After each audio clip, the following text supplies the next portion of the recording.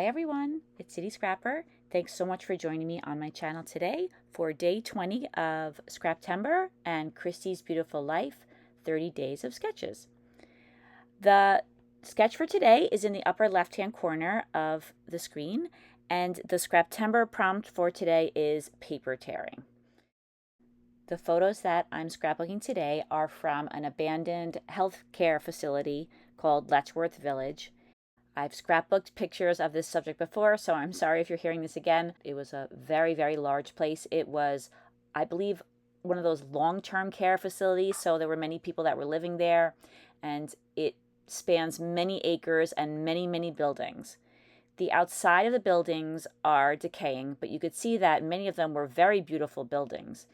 And then inside, everything was just left as it was when the buildings closed down. So the buildings are, some of them are open, some of them are locked.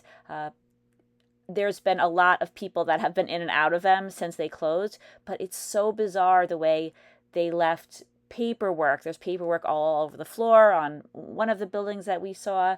There are file cabinets, there are curtains on the windows. It just seems that it just one day closed and nobody went back to clean it out or to get any of the items that were in there. And there were a lot of things that were in there that could have been useful. They're no longer useful, but it's a very interesting place visually. And my older daughter loves to take pictures there. It's a great place for taking some photos. So back to the layout, I use a piece of paper, pattern paper in the background. You can see it's a brick pattern, and I believe that's a Bow Bunny paper. On top of that, I layered a piece of purple paper. That's from an Ella Viv collection called the Oxidation Kit. So I thought that purple was perfect, and I pulled the color from the spray painting that's on the bathtub in the middle picture.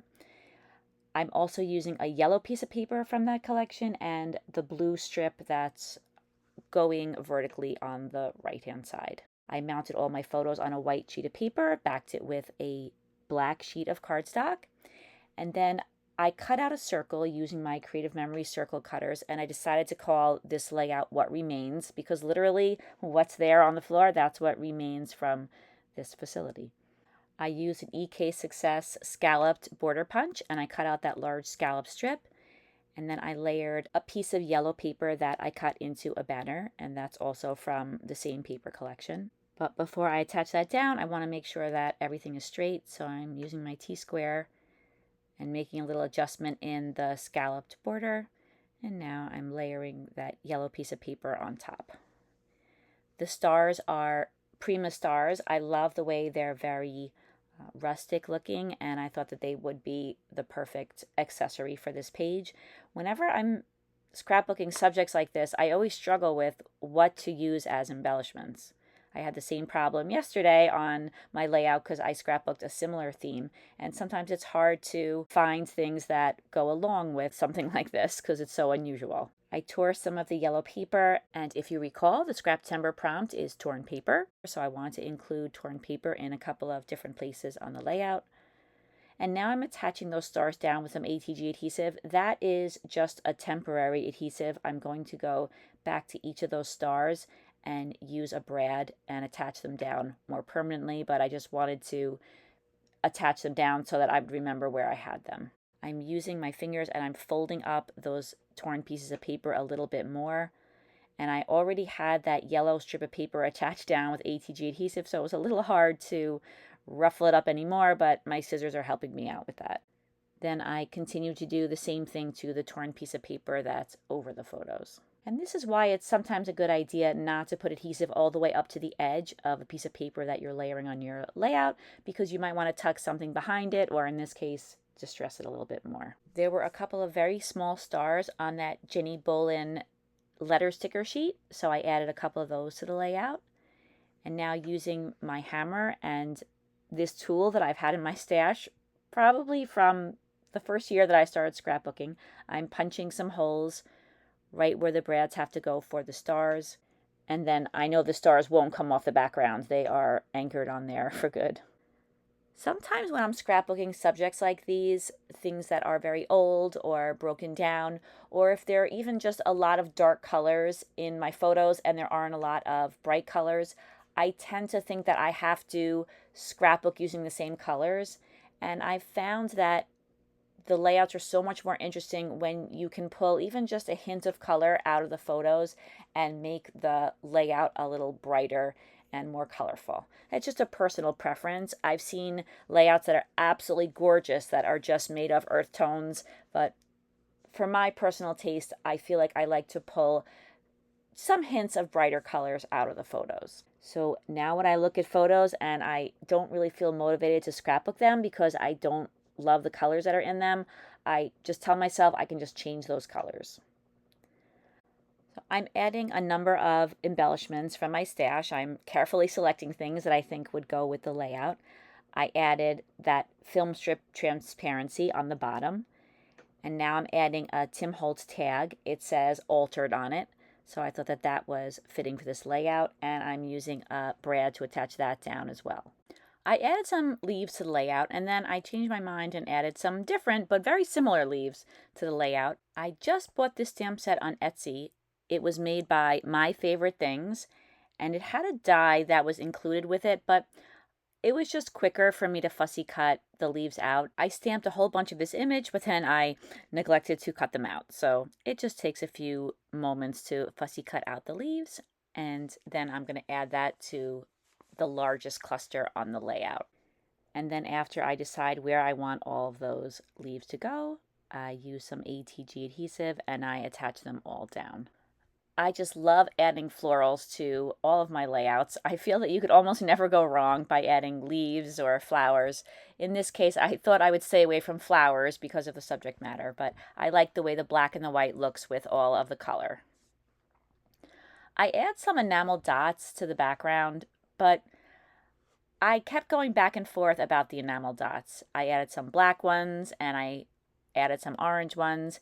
And in the end, I only leave the black enamel dots that are on either side of the banner that's on the bottom, the yellow banner. I don't think they look bad, but at the moment I wasn't feeling it. So I decided against the enamel dots that were in the background. But then I had the challenge of figuring out what else I wanted to add to this layout. I actually waited a few days and then I decided that I wanted to add a little bit of texture to the background using a stencil and some texture paste. I'm using a Tim Holtz stencil. This stencil has gotten a lot of use this month, and I think it's called Dot Fade. And then I'm using it with some Heidi Swapp metallic texture paste. This is black texture paste. And you could see that I'm not putting a ton on. I'm just adding a little bit. I wanted to add just a little something extra to the background, and I was trying very, very hard not to overdo it. I didn't want to go overboard at this point because the layout was pretty much done. This is usually a step I do at the beginning of the layout. I'm also being really careful not to smear anything. Then I added some watered down black acrylic paint, and I'm splattering that around the background, mainly in the same spots that I put the stars. And I do get a little bit too much black paint on the title a little bit later on, so I had to do a little mini repair, but it turned out fine in the end. Now I'm adding some watered down white acrylic paint and adding it to all the same areas. And I like the way these splatters looked. I feel like they added something to the layout that was missing, a little bit of a random element and a little bit of mixed media. I found a few pieces of chipboard because I was still not feeling like the layout was done. There were some bees, so I had just 2 bees, so I added those at the bottom. And I add a black circle at the top. I end up removing that in the end. I didn't really think that it added anything, but I do leave the 2 bees on there. I thought those were a cute addition. And then I added these 2 very small word chipboard pieces that say Journey and Discover. And I like the way the white brightened up that part of the layout. And even though I added a few things, I was thinking that the layout still didn't look done. I showed it to my husband and he asked if I had any gears, and I did have some gears, so I thought I would add those to the layout. I was considering coloring them a different color using some Distress Oxides, but in the end I decided that I would just leave them their natural color and glue them down. And the gear on the top was not staying flat, so I had to give it a little bit of pressure. And I was thinking that I was done with the layout until the next day when I looked at it, and I felt that I really wanted to add something, some small element that was teal in color. So I took out these two different colors of Distress Oxide. The colors are Mermaid, Lagoon, and Pine Needles. And you can't really mix Distress Oxides together, but I thought if I put a little of each color on these wood pieces that they would read as a little bit more teal rather than just green or blue. And I think it was somewhat successful. I was happy with the color. And I also decided on this border piece that I found in with the wooden stars. So I'm coating each of the stars and the border piece. And now I'm using some Distress Oxide in black soot, and I'm coating all of these pieces because even though I really like that teal color, I don't want it to be super bright because of course the photos are of things that are very old and abandoned, and I thought that adding that touch of black soot to the edges would give them just the right look. Now I'm spreading them around the layout, and I'm again keeping them for the most part near the stars and the gears. I had started another very small cluster with that gear on the bottom off to the right, and so I added a star next to that, and I'm attaching them down now with some gel glue and the border piece as well. And now that is the last thing that I'm going to do on this layout, and it is complete. And here are the close-ups. Thank you so much for watching, everyone. I really appreciate so many of you are watching these videos every day, and whether you're watching them every day or watching just one, I really appreciate that you're taking the time to look at my videos. I hope that you have a fantastic day, and I hope that you will check out the videos and the Instagram posts of all the other scrapbookers who are following along. Take care, everybody. Bye-bye.